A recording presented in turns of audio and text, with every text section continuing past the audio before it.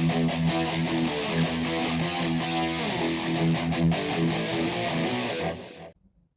guys, Ronnie Reaper here. So, I've just got done watching the remake of Roadhouse on Prime Video.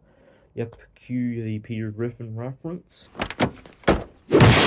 Keep the change! Roadhouse. Look, I was certainly kind of looking forward to this. I've been hearing some decent things about it, so, I was hoping this would at least be a somewhat good time. Of course, it stars Jake Gyllenhaal, who I do really like. He's a great actor, always giving good performances. And I'm kind of living for this, like, actioner era he's in right now. He's clearly having a blast. Also in the film is Conor McGregor in his acting debut, so I'm certainly curious as to how he would fare.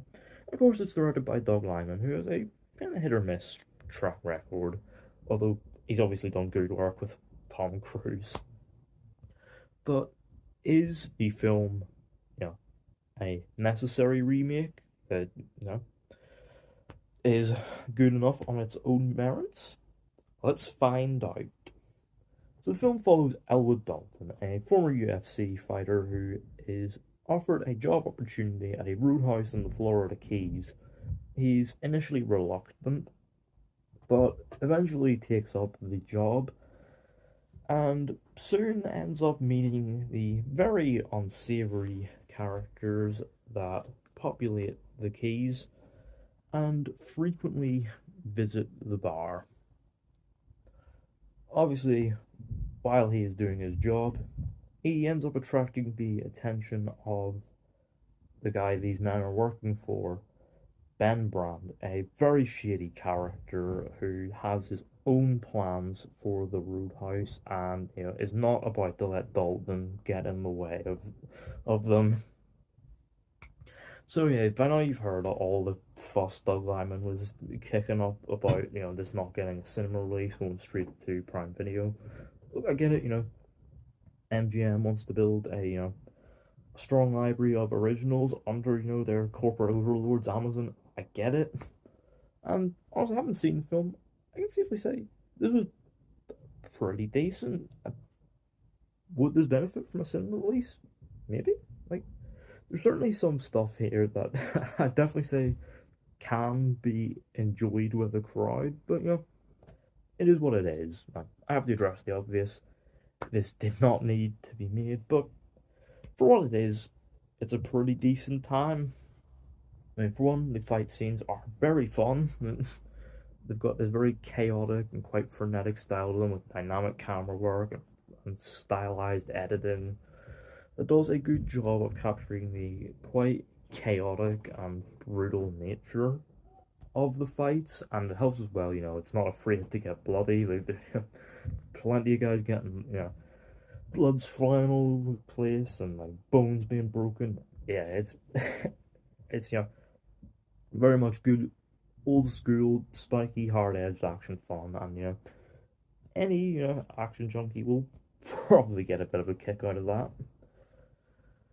And the score from Christoph Beck, though infused with plenty of guitar notes, does a pretty good job of communicating this real sense of cool, but like obviously with this being a modern day remake, it's a more modern sense of cool about it, and it works very well for what the film is going for.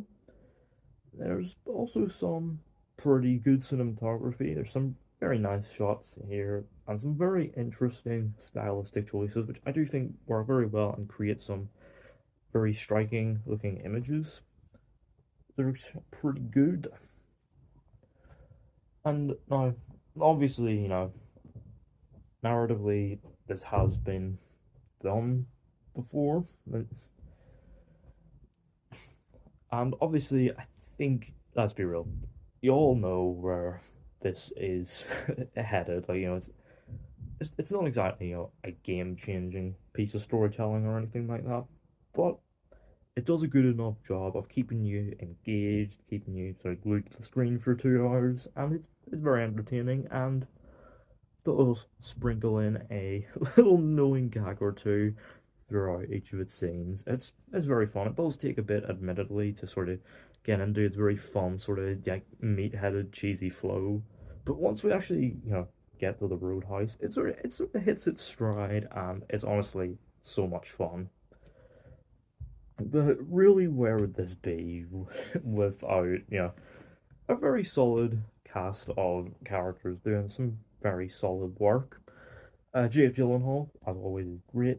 He's got this very sort of like level-headed on the surface kind of presence as Dalton, but also, yeah, pretty deeply unhinged, and does a very good job of balancing the two.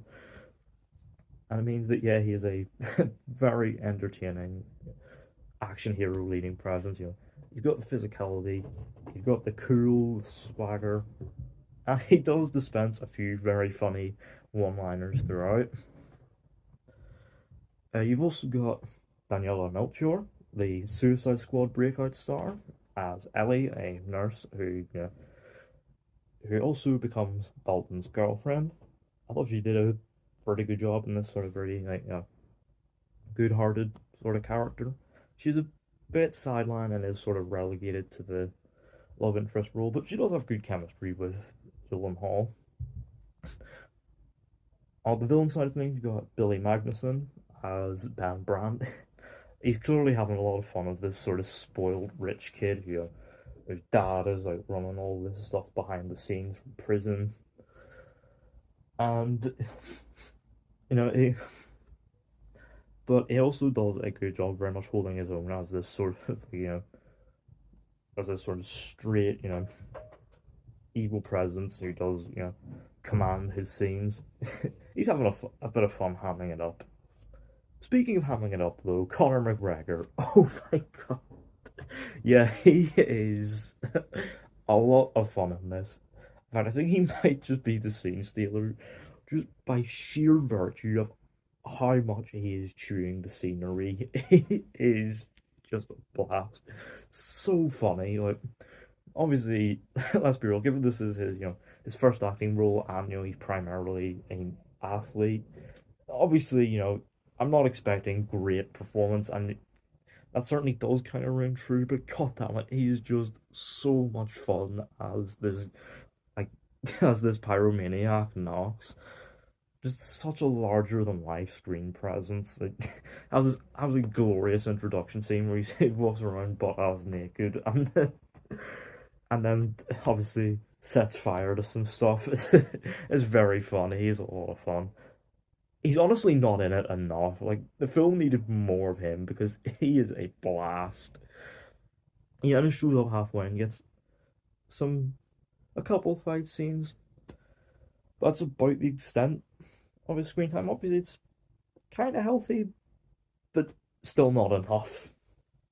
And the film builds to, a very fun climax at sea that is just, so entertaining and rings home its, stylized choices and Dalton's character arc. It's, overall a very entertaining film. Again, didn't need to be made, but for what it is a good time. It's certainly nothing special, but for what it is, I had a good time watching it, and yeah, certainly would recommend it. Overall, I'm gonna give Roadhouse a 6.5 out of 10. Oh yeah, there is a mid-credit scene, so do check that out. It's pretty funny, but also does potentially tease possibilities for a sequel. And yeah, that's my thoughts on the Roadhouse remake. Let me know down in the comments. Have you seen it? What do you think of it? What do you make of it in comparison to the original? Do you think it should have got a cinema release? And would you like to see a sequel? Let me know all that down in the comments. Don't forget the thumbs up button if you enjoyed. Don't forget the subscribe button if you're new. And don't forget to turn on post notifications so you don't miss an upload.